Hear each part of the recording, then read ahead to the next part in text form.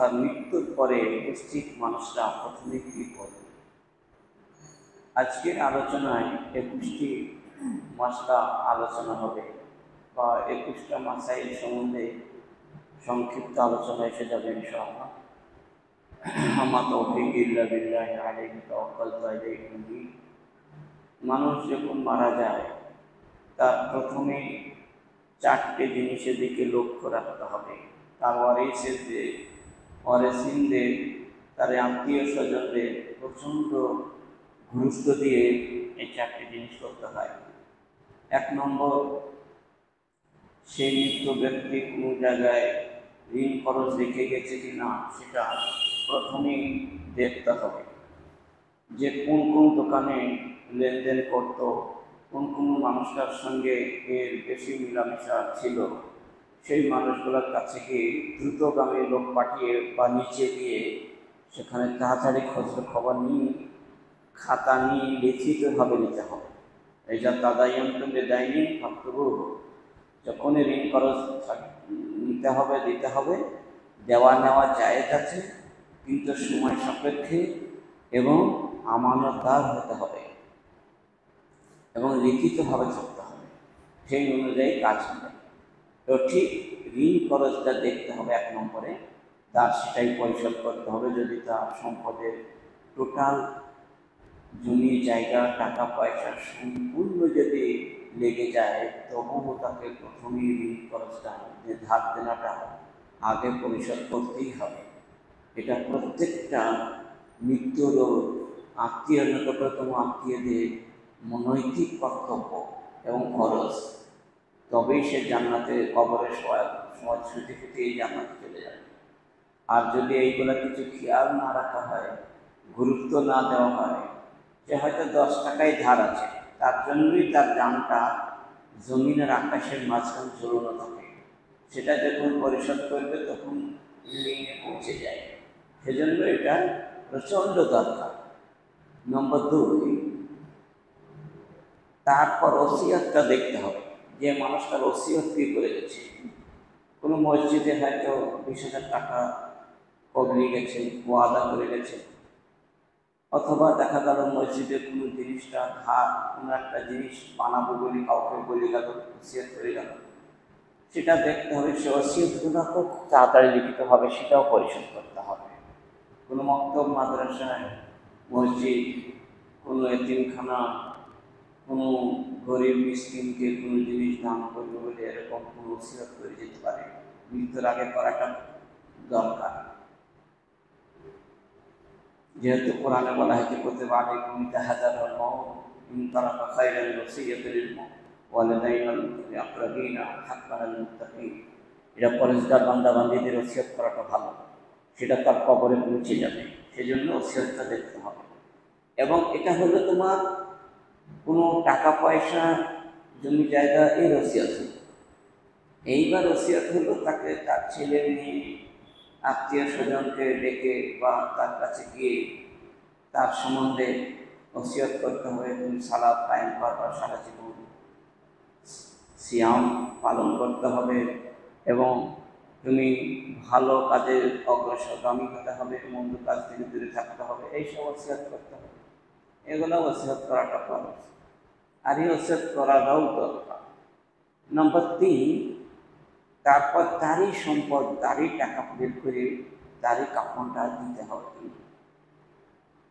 নম্বর 4, তারপর সমাধান দাফন কাপড় হয়ে যাওয়ার পর তাকসিম করে নিতে হবে, ভাগ করে নিতে হবে।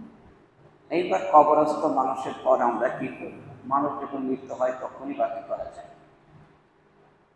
তো প্রথমেই বলি 1 নম্বর, 21টি মাসাইল হবে। প্রথম মাসাইল নম্বর 1, যখন মানুষটা মানে হাবি খাচ্ছে, এখনই মারা যাবে এইরকম অবস্থা হয়ে আছে, তখন মানুষের কাছে তালকিন করতে হবে।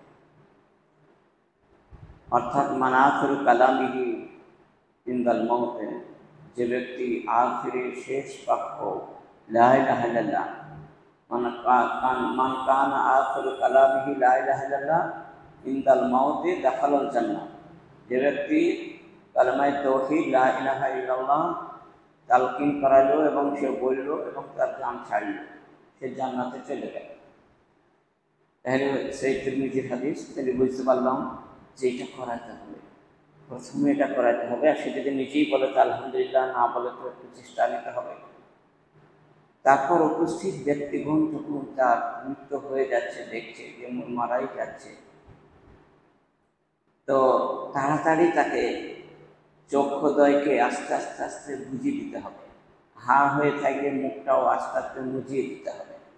আর পড়তে হবে আল্লাহুম্মা গফির লাহু ওয়ারফা দারাজাতাহু বিল মাহদি ওয়াখলুকহু বিআকবিহি ফিল গাবিরিন ওয়াগফির লাহু ওয়াগফির লানা ওয়া লাহু ইয়া রাব্বাল আলামিন ওয়াফসাহ লাহু ফি কবরিহি ওয়ানব্বির লাহু ফিহি।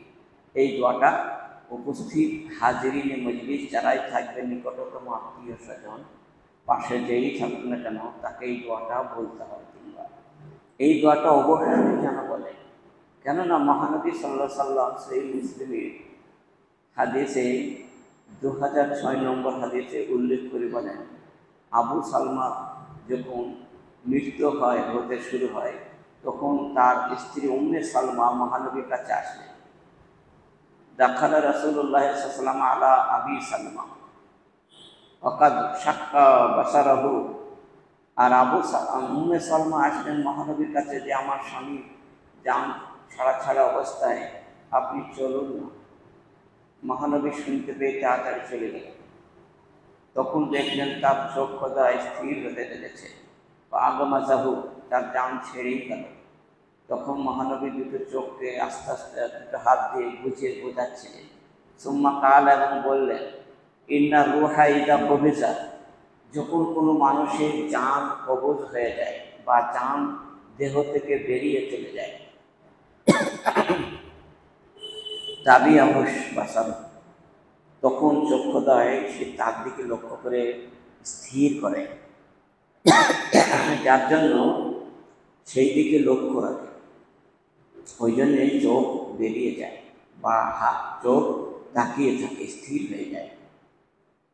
যাচ্ছা না শুনুন, তারপর লোক সব হইচই শুরু হয়ে গেল, চেঁচামেচি শুরু হয়ে গেল, না হাদিহি অকলা। তখন মহানবী বললেন, খবরদার তোমরা জোরে জোরে চিল্লাবে না, লা তাদউ আলা আনফুসিকুম ইল্লা বিখাইর, ভালো কথা ছাড়া মন্দ কথা এই সময় বলো না। আর এই সময় প্রচণ্ড হারে তোমরা দুজন্য দোয়া দরুদ করো। ফাইনাল মালাইকাতু ইউআমিলুনা আলা মা তাকুলুন, এই জন্যই যে ফেরেশতারা আমিন আমিন বলে থাকে, আর সেই সময় তুমি যা বলবা সেটাই কবুল হয়ে যাবে। সেজন্য কান্নাকাটি করা হবে না, বরং তার জন্য মাগফিরাতের দোয়া করতে হবে। আল্লাহুম্মা গফির লাহু ওয়ারহামহু ইন্নাকা আনতাল গফুরুর রহিম, এই দোয়াটা বলতে হবে। সুম্মা ক্বালা আল্লাহুম্মা গফির লাহু আবি সালমা। তারপর মহানবী বললেন, জান যখন ছেড়ে গেল, মহানবী বললেন, আল্লাহুম্মা গফির লাহু ওয়ারহামহু ইন্নাকা আনতাল গফুরুর রহিম। এবং এটাও বলেছিলেন, আল্লাহুম্মা গফির লাহু ওয়ারফা দারাজাতাহু ফিল মাহদিয়্যিন ওয়াখলুকহু ফি আকিবিহি ফিল গাবিরিন ওয়াগফির লানা ওয়া লাহু ইয়া রাব্বাল আলামিন ওয়াফসাহ লাহু ফি কবরিহি ওয়ানব্বির লাহু ফিহি। এটা হয়ে গেল। তাহলে মহানবী সাল্লাল্লাহু আলাইহি ওয়াসাল্লাম যখন গেলেন, আর সেই সময় তিনি মৃত্যু হয়ে গেল, তিনি কি সুন্দরভাবে পরিবেশন করলেন তা বোঝা গেল। আর মহানবীর যখন মৃত্যু হয়ে যায়, হযরত আয়েশা সিদ্দিকা রাদিয়াল্লাহু তাআলা আনহা তিনি বলেন যে আন্না রাসূলুল্লাহ সাহিনা তাওয়াফানি সুজিয়া বিবরদে হিবারা, হিবারার একটি চাদর মহানবীকে ঢেকে দেওয়া হয়েছিল। সঙ্গে সঙ্গে পুরো দেহটা ঢেকে দিতে হবে, যাহা জান মারা যাবে দেহটা চক্ষুদ্বয় এবং মুখটা বন্ধ করে তাকে ঢেকে দিতে হবে সুন্দর করে। এটা আমাদেরকে কাজ করতে হবে। সহিহ মুসলিম 2056 নম্বর হাদিস। তো আমরা বুঝতে পারলাম যে মৃত ব্যক্তির এই সমস্ত করণীয়গুলো আমাদের করতে হবে তাড়াতাড়ি। আর কাউকে দেখানো হলে মুখটা সামান্য দেখে আবার সঙ্গে সঙ্গে ঢেকে রাখতে হবে, কোনো সময় যেন মুখটা যেন বেরিয়ে না থাকে। নম্বর 2, ফাইজা সাল্লাইতুম আলাল মাইয়িতে, মৃত্যুর ব্যক্তির যখন তোমরা জানাজা নামাজ পড়া হয়ে যাবে, ফাখলিসু লাহু দুআ, তখন তার জন্য খুব বিনয়ের সঙ্গে একনিষ্ঠভাবে অনুনয় বিনয়ভাবে কাতর চিত্তে দোয়া করো, খুব ভক্তি শ্রদ্ধার সহকারে। সেই আবু দাউদের 3199 নম্বর হাদিস এবং সহিহ ইবনে মাজাহ 1415 নম্বর হাদিস, মিশকাতেও 1674 নম্বর হাদিসে রয়েছে। তাহলে আমরা বুঝতে পারলাম যে সে সময় খুব ধীরে ধীরে আস্তে আস্তে কথা বলতে হয় আর দোয়া করতে হয়। আল্লাহ মাগফির লাহু ওয়া সাব্বিতহু, আল্লাহ মাগফির লাহু ওয়ারহামহু ইন্নাকা আনতাল গফুরুর রহিম, এসব দোয়া করতে হয়। আর নম্বর 3, প্রত্যেক ব্যক্তিকে কি কবরের মাঝে কি চাপ সৃষ্টি করা হয়? তার উত্তর হলো হ্যাঁ, প্রথম কিন্তু একটা চাপ পায়। সেটা হলো কি, মহানবী বলেছেন ইন্নাল কাবরা জাকজাকান, নিশ্চয়ই কবরে যখন শোয়ানো হবে একটি চাপ আসবে, খুব বড় ধরনের চাপ সৃষ্টি হবে, দুই দিকের মাটি চেপে ধরবে। ওয়ালাউ কানা আহাদুন নাজিয়ান মিনহা লা নাজা মিনহা সাদ বিন মুআজ, মহানবী বললেন যদি এইটা চাপ সৃষ্টি না হতো, যদি পরিত্রাণ পেয়ে যেত কবরের শাস্তি থেকে, কবরের প্রথম ধাপ থেকে, তাহলে সাদ বিন মুআজ তাকে এরকম অযথা কষ্ট দেওয়া হতো না। তারপরে দোয়া দরুদ করে আবার সেটা শেষ হয়ে যাবে, পরে আবার জান্নাত চলে যাবে, শান্তি এসে যাবে। কিন্তু প্রথম একটা ছোট চাপ হবে। সেই মুসনাদে আহমদে 24,328 নম্বর হাদিস। তাইলে আমরা বুঝতে পারলাম, এবং সিলসিলাতুল আহাদিস সহিহায় 1695 নম্বর হাদিসে একটি চাপ আসবে, সেজন্য অবশ্যই তার জন্য দোয়া করতে হয়। ওই দোয়াটা করলে চাপটা হালকা হবে, অসুবিধা হবে না, একদম সহজে বুঝতেই পারবে না, মনে হবে যেন পিঁপড়ি কামড়িয়ে দিচ্ছে, কিছুই বুঝতে পারবে না। সেজন্য দোয়া যন্ত্রণা করা ভালো, সেই সময় বকাবকি করা ভালো নয়। নম্বর 4, এহরাম অবস্থায় যদি হজ বা উমরা করতে গিয়ে যে এহরামের কাপড় একটা পরা হয়, একটা গায়ে দেওয়া হয়, এই কাপড় পরা অবস্থায় যদি কাউরে মৃত্যু হয়ে যায়, তাহলে তাকে মুখ ঢাকা হবে না, মানে মুখ ঢাকা হারাম, বা মুখ কবরে যখন কবরে শুয়ে দেওয়া হবে তখনও মুখটা খালি থাকবে, মানে ওই হবেই আল্লাহর কাছে উঠবে কিয়ামতে। সেজন্য চেহারাটা খালি থাকবে। সেই বুখারী 1891 নম্বর হাদিস এবং মুসলিমে 1206 নম্বর হাদিস। বুঝতে পারলাম এহরাম অবস্থায় মারা গেলে সেই ওই দুটো স্থানে সে যে দুটো কাপড় পরে আছে সে দুটোই কবর, তাকে সে দুটো কাপড় দিয়ে কবরস্থ করতে হয়। নম্বর 5, দাফনের জন্য দ্রুত তৈরি করতে হবে, মানে দাফন কাফনের করার জন্য মুঠেই দেরি করা হবে না। অনেকে আমরা 2-4 ঘন্টা, 5 ঘন্টা, 10 ঘন্টা দেরি করে ফেলি, এটা হাদিসের বারখেলাফ, গরহিত কাজ এটা। মৃত্যু হওয়ার সঙ্গে সঙ্গে মানুষ ঝাঁপিয়ে পড়ে তাকে কী করে কবরস্থ মানানভাবে আস্তে আস্তে ধীরে করব, তার প্রচেষ্টা নিতে হবে। মহানবী সাল্লাল্লাহু আলাইহি ওয়াসাল্লাম বলেছেন আসরিউ বিল জানাজাতে, অর্থাৎ তোমরা জানাজা করে দ্রুতগামী লাশকে দাফন করো, একটু দেরি করো না, এটা মহানবীর নির্দেশ। ফাইন তাকু সালেহাতান ফা খায়রুন তুকাদ্দিমুনাহা ইলাইহি, যদি খুব ভালো হয়, পুণ্যের মানুষ হয়, নেককার লোক হয়, তাহলে তাকে আগে অগ্রগামী তার জায়গায় পৌঁছে দাও, তার কল্যাণের জায়গায় পৌঁছে দাও, শান্তিতে থাকবে। ওয়াইন ইয়াকু সেওয়া জালিকা, আর যদি সে ভালোর মন্দে হয়, অর্থাৎ যদি সে অন্যায় করে থাকে, পুণ্যবান মানুষ না হয়, বা শাররুন তাজাউনাহু আন রিকাবিকুম, মহানবী বললেন তাহলে তোমরা তার তাকে তোমাদের গর্দান থেকে তাড়াতাড়ি তাকে নামিয়ে দাও কবরে, এটাও দেরি করো না। বধ হলেও তাড়াতাড়ি করতে হবে, নেট হলেও তাড়াতাড়ি করতে হবে, মোটেই দেরি করা যাবে না, এই মহানবীর নির্দেশ। সেই বুখারী হাদিস নম্বর 1315 এবং মুসলিমের 944 নম্বর হাদিস। তো আমরা বুঝতে পারলাম যে অবশ্যই অবশ্যই ভালো লোক হলেও তাড়াতাড়ি দাফন কাফন করতে হয় এবং মন্দ লোক হলেও তাড়াতাড়ি দাফন কাফন করতে হবে, এর দেরি করা যাবে না। এটা মহানবীর নির্দেশ এবং হাদিসও তাই পাওয়া যাচ্ছে। তো আমরা তারপর 6 নম্বর হচ্ছে মৃত ব্যক্তির সম্পদ থেকে তার নিকট আত্মীয় দ্রুত তার ঋণ পরিশোধ করতে হবে। ঋণ পরিশোধের আগেও একবার বলা হয়েছে প্রথমে ভূমিকায়, আবারও বলছি, মহানবী বলেছেন নফসুল মুমিনি মুআল্লাকাতুন বিদাইহি হাত্তা ইউকযা আনহু। মহানবী বলেছেন মুমিন মানুষের আত্মা যখন বের হয়ে যায়, এখন কবর দেওয়া হয় অথচ তার ঋণ এখনো শোধ করতে পারেনি তার ছেলে মেয়েরা, তাহলে কি করা হয়? মুআল্লাকাতুন বিদাইহি, ওই ঋণের জন্য তার জানটাকে ইল্লিয়িনে পৌঁছানো হয় না, তার আসমানের ওপরে চড়ে না, ওই আসমান থেকে জমিনে নিচে নামিয়ে দেয় এবং ঝুলন্ত অবস্থায় কষ্ট পায়। হাত্তা ইউকযা আনহু, যখন তার ছেলে মেয়েরা ওই ঋণটা পরিশোধ করে দিল, তখন তাকে আবার সঙ্গে সঙ্গে ফেরেশতায় তুলে নিয়ে ইল্লিয়িন প্রশান্তি জায়গাতে গিয়ে পৌঁছে দেয় 7 আসমানের উপরে। তাহলে বুঝতে পারা গেল ঋণ তো খুব, ঋণের বোঝা নয় সোজা, খুব কঠিন সাজা হবে।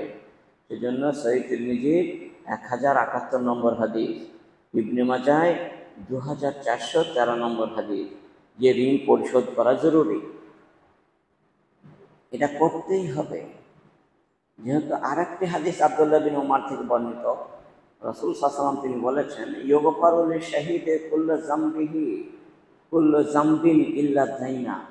মহানবী বলেছেন এমনকি শহীদ যারা হয়ে যায়, যারা জান্নাতে অবধারিত নাম হয়ে থাকে, তাদেরও ঋণ থাকলে তারাও জান্নাতে ঢুকতে পারে না, তাদের জানও লটকিয়ে থাকে। ইল্লা দাইন, কুল্লু যামবিন, প্রত্যেকটা গুনাহগার, ইল্লা দাইন, সেজন্য সব গুনাহ মাফ হয়ে যায় তাদের, যারা শহীদ বরণ করেছেন বা শহীদ হয় তাদের সব গুনাহ ক্ষমা হয়ে যায়, কিন্তু ঋণের গুনাহ আল্লাহ ক্ষমা করে না, এটা বান্দার হক, তার জন্য সেটা ঝুলিয়ে থাকে, সেজন্য তার ঋণ শোধ করতেই হবে। সহিহ মুসলিমে 1885 নম্বর হাদিস এবং সহিহুল জামেতে এই হাদিসটায় 8119 নম্বর হাদিস, মিশকাতেও 2912 নম্বর হাদিস এসে গেছে।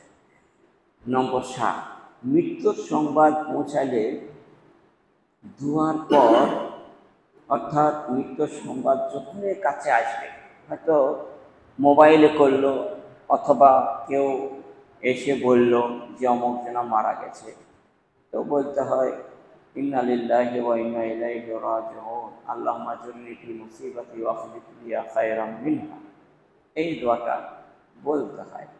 আর তার দায়িত্ব হলো ইত্তাকিল্লাহ ওয়াসবিরি। মহানবী বললেন আল্লাহকে যারা পরহেজগার, আল্লাহ ভীরু মুমিন বান্দা, তাদেরকে প্রচণ্ড ধৈর্য ধারণ করতে হবে আর তাকদীরের ওপরে গাঢ় বিশ্বাস করতে হবে। সহিহ বুখারী 1283 নম্বর হাদিস। তো আমরা বুঝতে পারলাম যখনই কারো মৃত্যুর সংবাদ আমরা পেয়ে যাব, খবর পেয়ে যাব, সঙ্গে সঙ্গে ইন্না লিল্লাহি ওয়া ইন্না ইলাইহি রাজিউন বলে তাকদীরের ওপরে বিশ্বাস করে তার জন্য দোয়া দিতে হয়। আল্লাহুম্মা আজুরনি ফি মুসিবাতি ওয়া আখলিফ লি খায়রাম মিনহা, এটা বলতে হয়। নম্বর 8, কষ্ট যতই হোক না কেন মৃত্যু কামনা করা যাবে না। অর্থাৎ ঠিক আছে লড়ে গেছে তো থাক না, হাত পড়লে চাপবে না, কষ্ট যতই হোক না কেন মৃত্যু কামনা করা জায়েজ নয়, মানে মৃত্যু হওয়ার জন্য কেউ যেন বলে না যে আমার মরণ হোক, একথা বলা হারাম, নিষেধ। একান্ত জরুরি হয়ে অপারক হলে, প্রচণ্ড কষ্ট হচ্ছে, অসুস্থ হয়ে অথবা যে কোনো টেনশনে, এরকম করা যাবে না। বরং সেই টাইমে তাকে বলতে হয়, আল্লাহ মাহিনি মা কানাত হায়াত খায়রানলি ওয়া তাওয়াফানি ইজা কানাতিল ওয়াফাত খায়রানলি। এই দোয়াটা মহানবী বললেন, এই দোয়াটা তখন বলো। মিশকাতে এই হাদিসটি 1006 নম্বর এবং সহিহ বুখারী মুসলিমেও হাদিসটা এসেছে। আল্লাহ মাহিনী, আল্লাহ আমাকে যতদিন জীবিত রাখার প্রয়োজন, বা আমার আত্মার যতদিন মঙ্গল হবে ততদিন আমাকে জীবিত রাখো, এবং আমার মৃত্যু হওয়াটা আমার আত্মার জন্য যখন প্রশান্তি হবে তখন আমার মৃত্যু ঘটিয়ে নিও। এটার অর্থ তাই। তাহলে বোঝা গেল, যত টেনশনই হোক আর যত মনে খারাপ হোক আর যতই যা হোক না কেন, আমাদের নিচে নিচে মৃত্যুকে চাওয়া যাবে না, বরং এই দোয়াটা করতে হবে। আল্লাহ তার প্রশান্তি ফিরিয়ে দেবেন, অর্থাৎ তার টেনশন মুক্ত করে দেবেন। আল্লাহুম্মা আহিনি মা কানাত হায়াত খায়রান লি ওয়া তাওয়াফানি ইযা কানাতিল ওয়াফাত খায়রান লি। নম্বর 9, অসুস্থ ব্যক্তি ওসিয়ত করা জরুরি। যে কোনো ব্যক্তি অসুস্থ পড়ে যাচ্ছে, জানছে যে আমরা মনে হয় বাঁচব না, এরকম মনে মনে ভয় হয়ে গেছে, তাকে কুতিবা আলাইকুম ইযা হাযারা আহাদুকুমুল মাউত তারাকা খায়রান ওসিয়ত, তাকে ওসিয়ত করতে হবে। ওসিয়তুহু মাকতুবাতুন ইনদা রাসিহি।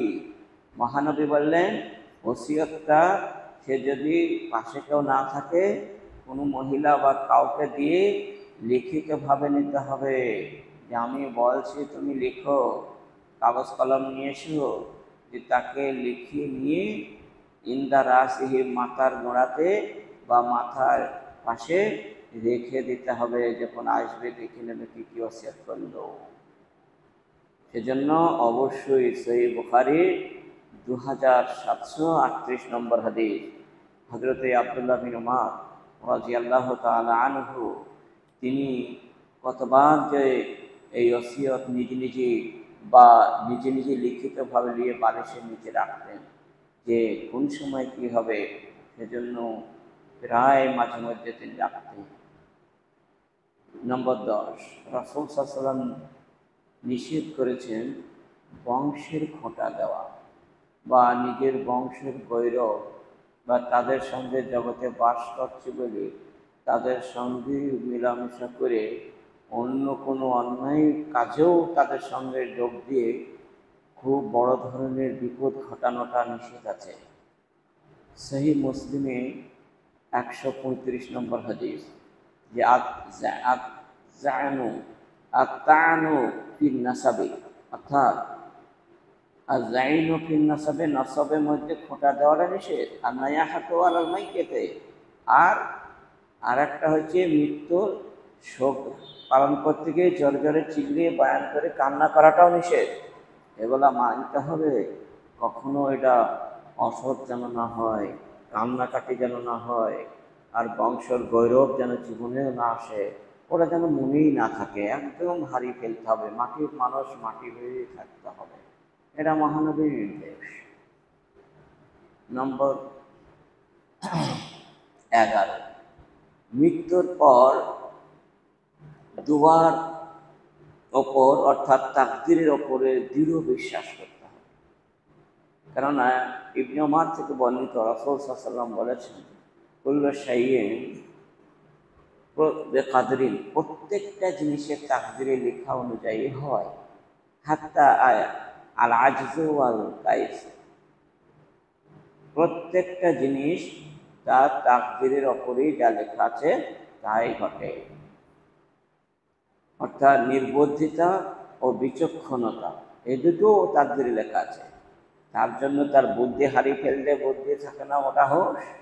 আর বিচক্ষণতা, চালাক চতুর হয় না অনেক, আর অনেকে চালাক চতুর হয়, বুদ্ধিমান হয়, এগুলোও লেখা থাকে ভাগ্যে। সেজন্য মহানবী বলেছেন যে তোমাদের ভাগ্যে যা লেখা আছে সেটার উপরে গাঢ় বিশ্বাস করতে হবে। সহিহ মুসলিমের 2655 হাদিস এবং সহিহুল জামেতে 4531 হাদিস, সহিহ হাদিস 861 হাদিস।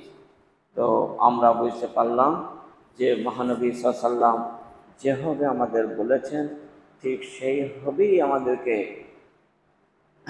বিশ্বাস করে তাকদীর উপরে গাঢ় বিশ্বাস স্থাপন করতে হবে। নম্বর 12, মৃত্যুর পর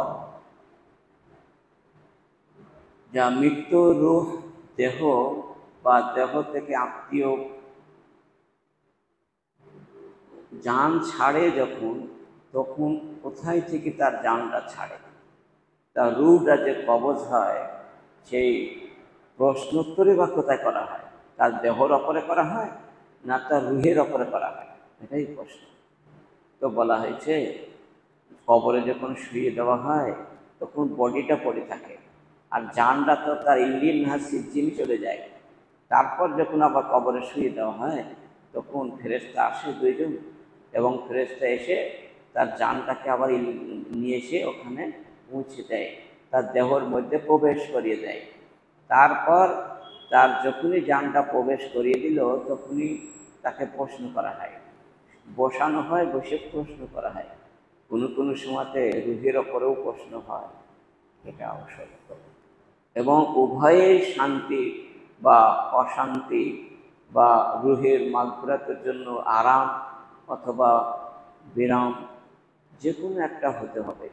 তো যেহেতু যেমন আমরা দুনিয়াতে দেখি কোনো গাড়ি চলছে, কোনো গাড়ির তেল না হলে গাড়ি চলতে পারে না, অথবা ব্যাটারি না হলে চলতে পারে না, অথবা গ্যাস না হলে গাড়ি চলে না।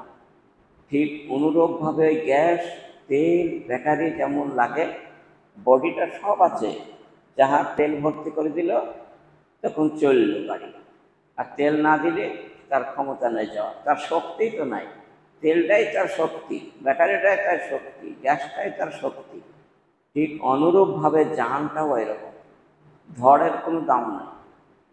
যখনই জানটা ভেতরে প্রবেশ করানো হবে তখন নড়াচড়া শুরু হয়ে গেল, তখন বাক্সার দেখে যাবে, তার আগে কিছুই হয় না। তার জন্য ধড়টা পড়ে থাকে আর জানটা চলে যায়, ওই দানটাকে আবার একজন ফেরেশতায় এসে হাজির করে দেয়, আর তখনই প্রশ্ন তো করা হয়, আর তখনই তাকে ভালো মন্দ তখন আবার সব কিছু হয়ে যায়। শেখ উসাইমিন মজমুয়ে ফতোয়া ওয়া রাসাইলে 431 পৃষ্ঠায় রয়েছে।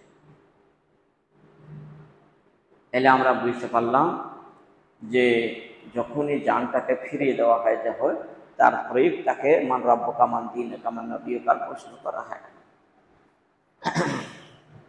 নম্বর 13, মৃত্যু ব্যক্তিকে কবরে কিয়ামত আসা পর্যন্ত শান্তি অথবা অশান্তি তার হয়।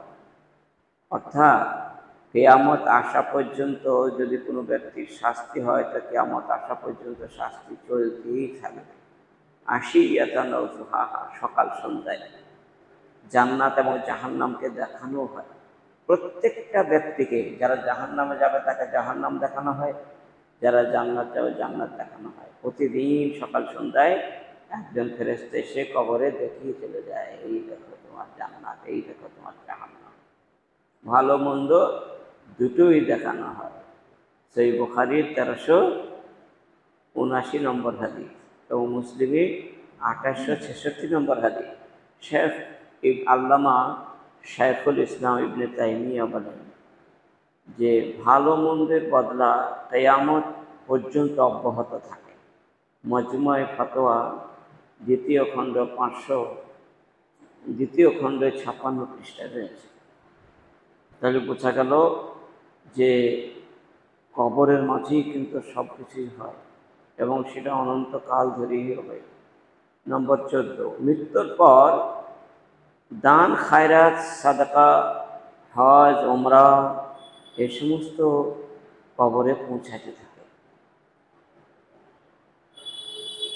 কেননা মহানবী সাল্লাল্লাহু আলাইহি ওয়াসাল্লাম বলেছেন, আল্লাহ রাজুলা, একজন ব্যক্তি এসে বলল, কাল আলী নবী সাল্লাল্লাহু, মহানবীকে এসে বললেন, জি, ইন্না উম্মি উফতুলিয়াত নাফসুহা, আমার মা হঠাৎ করে মারা গেল জি, ওয়াজুন্নুল্লাহ তাকাল্লামাত তাসাদ্দাকা, আর আমি ধারণা করছিলাম উনি যদি কথা বলতে পারতেন তো মনে হয় দান খয়রাতের জন্য বলতেন, কিন্তু কথা বলতে পারেননি।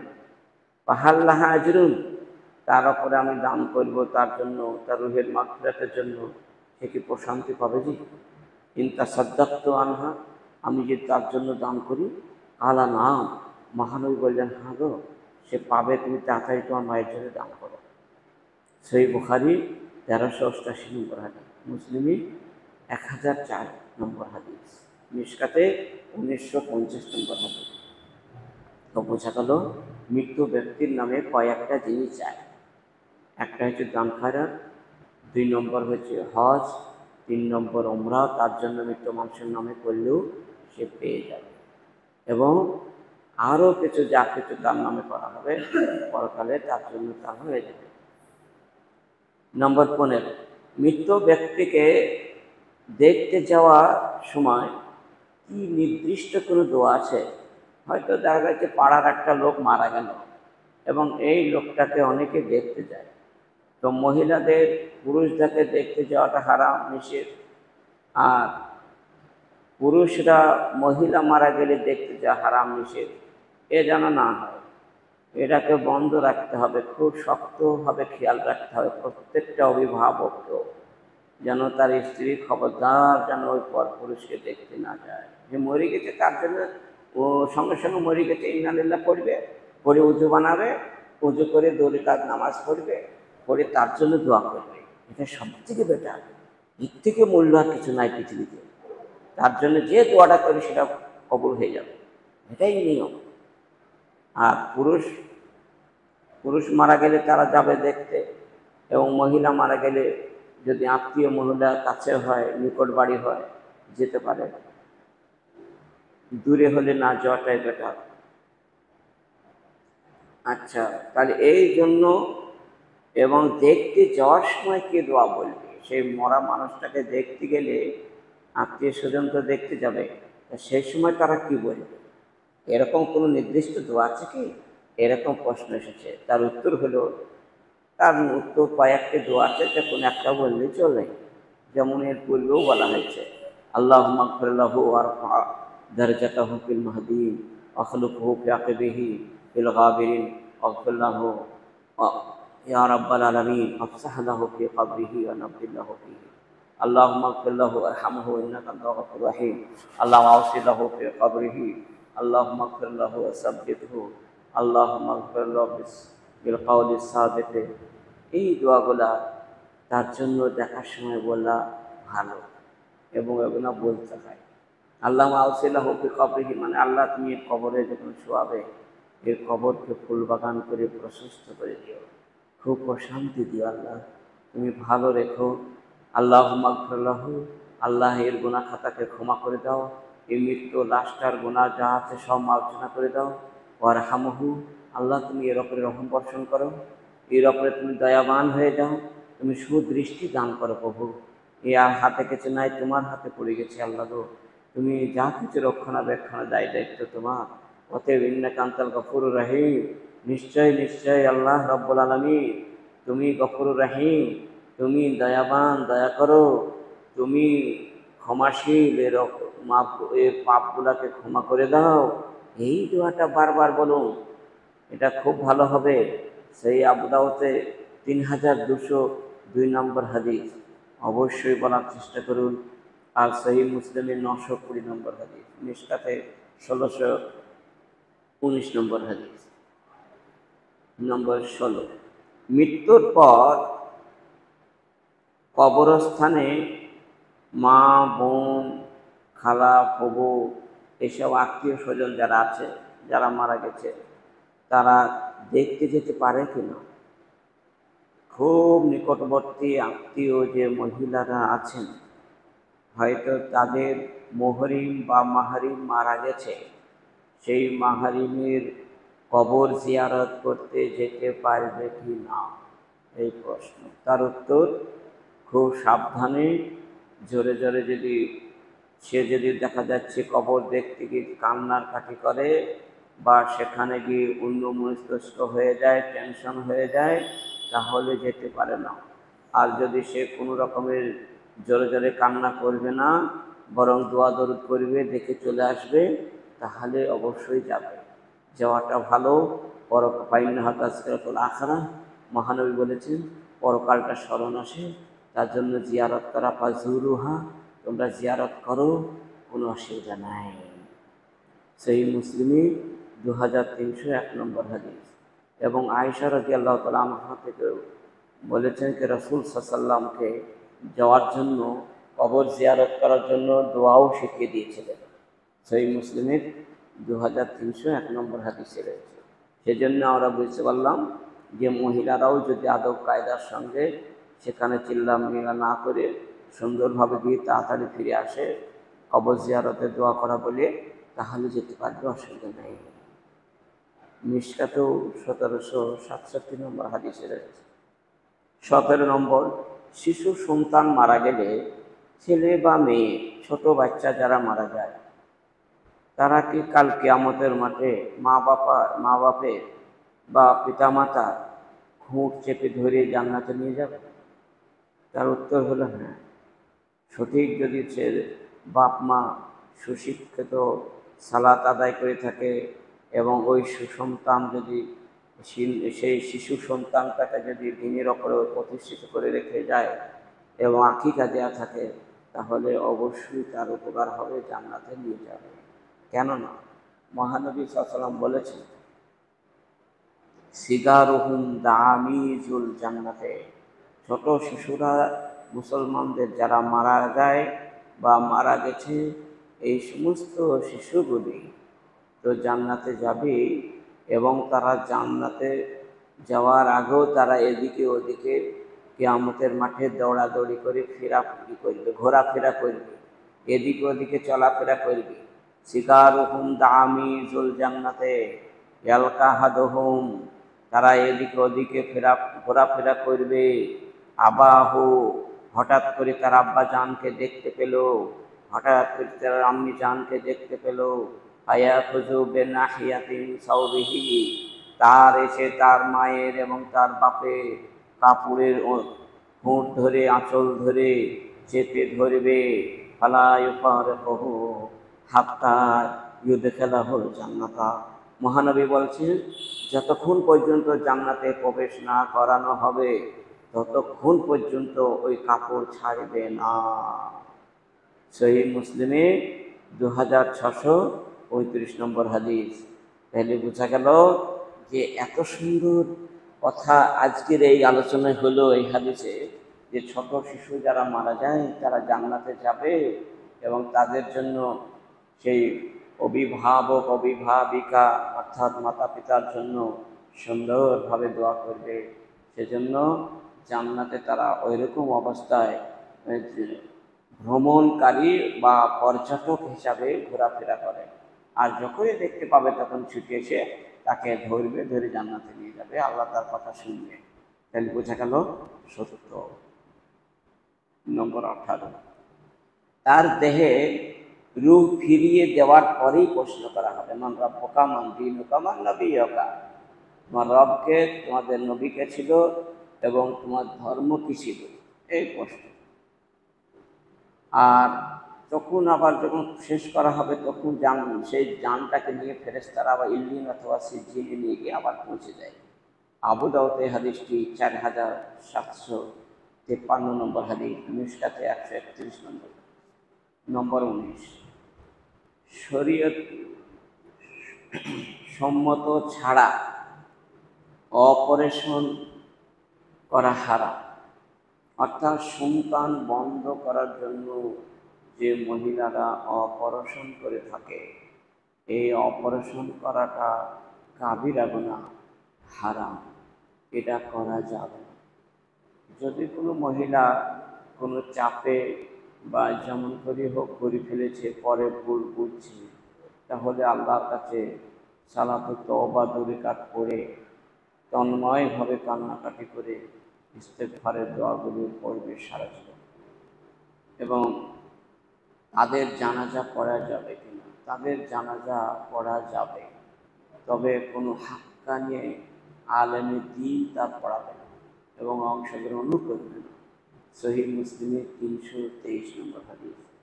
তবে তার জন্য দোয়া করা যাবে, দান খয়রাত করা যাবে, তার মঙ্গল হবে। তওবা ইস্তেগফার করলে আল্লাহ তওবা কবুল করে নিতে পারবেন। আর জাম্বুল্লাহ জাম্বালাহু, তওবা করলে তার গুনাহ মাফ হয়ে যায়। সেজন্য তাকে তওবা করতে হবে এবং একদিন করলে হবে না, প্রতিদিন আস্তাগফিরুল্লাহ আল্লাযী লা ইলাহা ইল্লা হুয়াল হাইয়ুল কাইয়্যুম সকালে 100 বার, সন্ধ্যায় 100 বার। রাব্বি ফিরলি ওয়া তুব আলাইয়া ইন্নাকা আনতাত তাওয়াবুর রাহিম। সকালে 100 বার, সন্ধ্যায় 100 বার সারা জীবন পড়তে হবে এবং ওটার জন্যই সামনে রেখে তওবা করতে হবে যে জীবনে আমার ভুল হয়েছে, আর কোনোদিন হবে না। এরকম আল্লাহ গফুরুর রহিম, তিনি ক্ষমা করে দেবেন। নম্বর 20, মৃত ব্যক্তির নামে ইফতার দেওয়া যাবে কি? মৃত ব্যক্তির নামে ইফতার দেওয়া এই জন্যই যাবে না যে ইফতার খাওয়াটা হচ্ছে সাদকার মাল, মানে গরিব মিসকিনদের কাহারা। আর ওই ইফতারে বড়লোক, মেজ, মধ্যম শ্রেণীর মানুষ, সব রকমের মানুষের যখন এসে ভিড় লাগে, সেজন্য মরা মানুষের নামে ইফতার না দিয়ে দান খয়রাত করাটাই উত্তম। যেহেতু ওটা গরিব মানুষের হক, বড়লোক নয়, তাও তারা চলে আসবে, তাকে কেউ বাদ দিতে পারবে না, যার জন্য না দেওয়াটাই উত্তম। সহিহ বুখারী 1496 নম্বর হাদিস, মিশকাতে 1772 নম্বর হাদিস। 21 নম্বর এবং শেষ নম্বর, কবরে হাত তুলে দোয়া করা যাবে? কবরে একাকী হাত তুলে দোয়া করা বৈধ, যাবে, কোনো অসুবিধা নাই। কেননা মহানবী সাল্লাল্লাহু আলাইহি সাল্লাম গভীর রাত্রিতে উঠে বহুদিন বাকিউল গারকাদ মদিনার কবরস্থানে গিয়ে তিনি অঝর নয়নে কান্না করতেন এবং বলতেন। এরকমভাবে হযরত আয়েশা তিনি গিয়ে দেখেছেন যে তিনি হাত তুলে দোয়া করতেন। সহিহ মুসলিম 974 নম্বর হাদিস এবং সহিহ মুসলিমের প্রথম খণ্ডেই 313 পৃষ্ঠায় রয়েছে হাদিসটি। তাহলে আমরা বুঝতে পারলাম যে হাত তুলে দোয়া করা একাকী, একলা গিয়ে কোনো সময় করলে করতে পারে, কবরস্থানে কোনো অসুবিধা নাই। কিন্তু সেই দোয়াগুলা প্রথমে আল্লাহর প্রশংসা করতে হবে, তারপর মহানবীর ওপরে দরুদ পাঠ করতে হবে, তারপর নিজের জন্য দোয়া করতে হবে, বাপ মায়ের জন্য দোয়া করতে হবে, তারপর কবরস্থানে যে মানুষগুলো শুয়ে আছে তাদের জন্য কিছু দোয়া করতে হবে, তারপর শেষে আর আল্লাহর প্রশংসা করে বাড়ি ফিরতে হবে। এইরকম যদি হয় তাহলে বৈধ করা যাবে, কোনো অসুবিধা নাই।